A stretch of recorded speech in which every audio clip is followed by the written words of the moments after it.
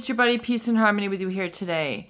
We're going to focus in on a very important and poignant subject, and that is the topic of the female psychopath. The psychopath, by virtue of their neurological wiring, their physiology, the excess of dopamine in their neurotransmitters, basically the way that their brain wires and fires, and along with their heightened sense of testosterone or aggression or sex hormones, the psychopath has a personality disorder which makes them very ruthless, very destructive, and very much what is known in the field of psychology as an intraspecies predator. So as you understand, a predator is one which is seeking prey. They are seeking an individual, basically within their own species, in other words, another human being, with which they can prey on. And so there's a number of different ways that they do this. It's kind of, it's along a similar lines to a narcissist. However, really what typifies the psychopath is they are living and existing without a conscience. So because of their neural wiring, the inactivity in their nucleus ambiens, really the center of the brain, the gray matter that is responsible for reward, for morality and emotional connection, emotional connectivity, they are operating without a conscience. So a conscience is the verbalization which says, I shouldn't do that. That would be wrong. I don't want to be greedy. I don't want to be wasteful. I don't want to be mean. I don't want to hurt another. It would be against the law to do this. It would be not right. It would be hurtful to this person to do this.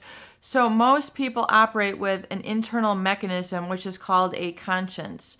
Freud labels this the superego. It is really that higher voice. It is that consciousness which says stop. Put the brakes on. You wouldn't do this. You wouldn't violate this. You wouldn't go there. You wouldn't disrupt this person. That is the activity of the conscience. And so this is your internal compass. It's your sense of right or wrong. It's what puts the brakes on certain behaviors and how you really look at situations, groups of people, and humanity in general. So the psychopath is a predator. And I, by no means, take this lightly. A predator is someone, if you look at the animal kingdom, I think one of the first predators that comes to mind is a lion. So if you've ever seen those movies that are filmed in Africa, or the safari exhibits, or things of this nature, you know that they dominate the animal kingdom and they dominate that ecosystem. So they are the predator which preys on the weaker, the lesser, the slower animals in that area. So the antelopes, the gazelles, the rabbits, whatever, they're very carnivorous. So they will prey on and they will suss out within a herd.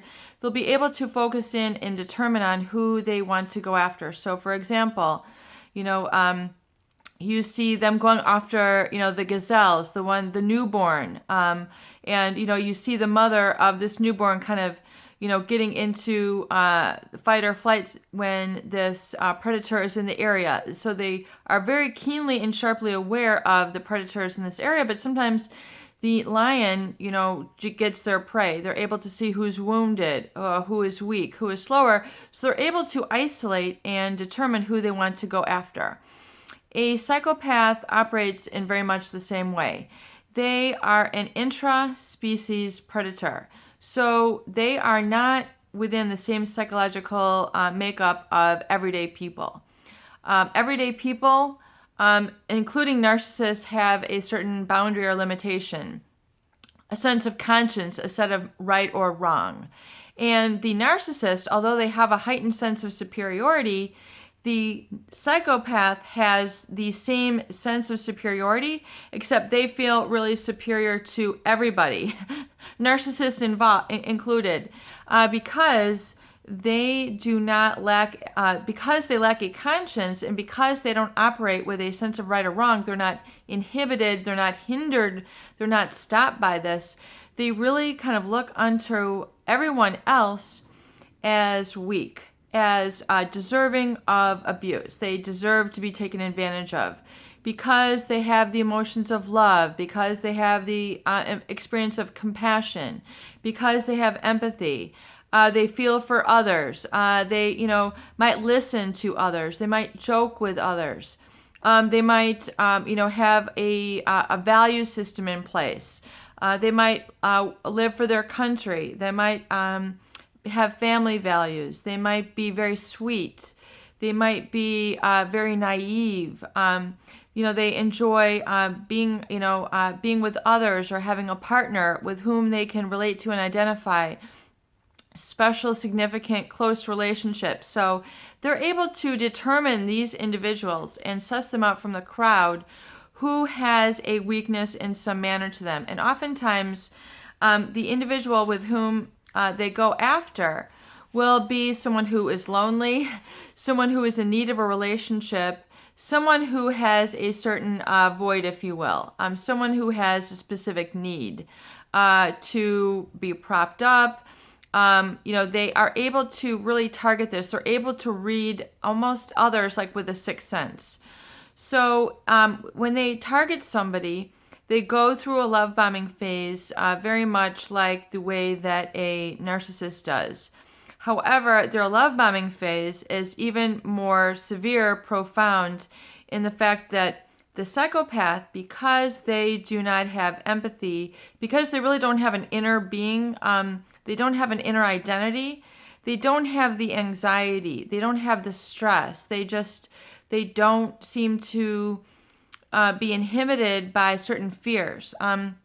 Because of their lack of conscience, they engage in very high-risk behaviors without they do this to keep stimulated. They don't really have a fear of hurting others. They don't have a fear of breaking the law. It just does not resonate within their character. It's a non-issue for them. So when you are around these individuals, they are very charming. And very charming because they seem to permeate this presence like everything is cool. There's no worries. Everything. They're not really inhibited by fears of the future or things of their past. They seem very unattached. So when you are love bombed, this quality seems very endearing to you in the fact that they are able to almost seemingly drop everything and just pay attention to you. It's as if you are the only one that exists in the world. They are just taking you in, looking at you with their loving, quote-unquote psychopathic gaze, which seems to be piercing, all-encompassing. Just seems like they're falling endlessly in love with you. And it feels very romantic. It feels very much like you are on top of the world. You've just met this person who is adoring you head to toe in every single way you can imagine possible. All of your fears seem to melt away. All of your anxieties seem to dissipate and just fall into a poof. You seem to have just fallen into the arms of the most blissful man or woman. And then they tend to then pursue this with a lot of sexualization and sexualizing behavior, sexualizing talk. Everything, they tend to use a lot of foreplay through the way that they look at you, the way that they touch you, and then the way that they violate your boundaries. It makes people very suggestive, very open to suggestion, and the way that they get people to relax. And this relaxation is a sort of feeling because you are being paid attention to, with this rapt attention. And it's not just like someone is listening to you actively. This is part of their love bombing phase where they are sussing you out and creating this relationship where you lose track of who you are, your boundaries, your relationships, your family, your career. You seem to just melt into this other person during the love bombing phase because they have this rapt charm. They have this rapt attention and focus on others, which tends to make put people very much at ease because you feel like you're being attended to. You feel like you've met your soulmate.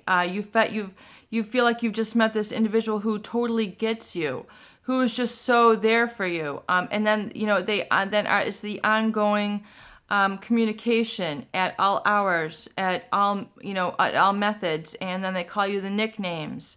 They then create themselves to be this very perfect match for you. And this is the love bombing phase, but this is the psychopathic trap of the psychopathic female. They will exploit your vulnerabilities, so they will take advantage of, and they will identify really truly your weakness and your needs, and they will fill that for you. So if you're needing to bounce back from a traumatic event, if you have a certain trauma in your life with which you're struggling with, they will seem to be the antidote to that. The way that they treat you, the way that they hold you, the way that they talk to you, the way that they get to know your weaknesses. You feel like you can share everything with this person and not be taken advantage of. That is the con, that is the biggest con, falsity, false mask, lie that they are putting on and playing you, just completely playing you for a fool. And a lot of people, the whole issue with the psychopathic love bombing is that you would not expect this to be occurring because this person seems to just engulf you with a rapt attention. They just seem to swoon you. I mean, it's like Gone with the Wind. It's just like, they're just going to carry you in their arms and just, ride off with you like the Venus or the Knight in Shining Armor. So the psychopath, male and female, it's not just that they have a violence, it's that they have a very calculated method of securing their victim. And this is through breaking down an individual's boundaries, breaking down their value system so that they are then separated from their own inner compass. They're separated from their own values. They're separated from their focus. They're separated from their reality through this sort of energetic permeation that they tend to really exude from their personality. And the psychopath is very well aware of their impact on others. They know that they are able to charm, seduce, and beguile others. So they put people at ease right away. They receive a lot of compliments. A lot of people think they're the good guy, the good girl. That they're so funny, but the people who are close to them, who have seen the mask drop, you must realize that the psychopath creates and fabricates and basically builds a custom-made mask to the target with which they are luring. And the predator, it is literally, you have to remember that they are an intraspecies predator. They are looking to prey upon you and destroy you. It's very serious. They are looking to destroy you psychologically. They're looking to destroy you physically. They are looking to destroy you emotionally, financially. They are looking to take you down. It's not just like, here's this person taking advantage of me. It is like they are going to unwire you at the seams. That is what they do. That is how they operate. That's very calculated. And they will keep you playing their game for as long as they are wanting. It is just how they operate. The intraspecies predator wants only one thing, and that is power. They want power over others, so they will use sex as a way to overpower people. So they might not even be interested in sex. They just use sex to overpower. That is how they get their pleasure. That is how they keep themselves occupied, and it's oftentimes very high risk sexual escapades, public places, getting caught behind people's back. They can juggle a number of different relationships at one time. They are pathological liars. And it is this charm that seems to make them separate them from the rest, which is because they seem so relaxed. They seem so undisturbed by certain things that would basically rile other people up. So a pet dying, most people would be frantic and just losing it extremely sad, and they just don't flinch. Um, Specific situations with their kids when they need to be there for them, they just don't they just don't react. They have no conscience. They have no compassion. They have zero empathy. It is all just a guise to overpower others, and there's always some pre-calculated thing that they want. They delight in overpowering others. So if they're overpowering you sexually, overpowering you with just how chill they are, how seductive they are, their character just seems to be impenetrable through how relaxed and they're just, that is how they fascinate people. So I think that is the initial love bombing, is that they become so fascinating to their target. They become so fascinating by the way that they look at you, the way they tend to devour people with their eyes, the way that they tend to talk to people in little baby talk, seductive terms, depersonalizing terms. It gets you to forget your fears, forget your anxieties, forget your stress. These are very disarming in the way that they just don't care about certain things that normal people do, and that is their lack of consciousness at work.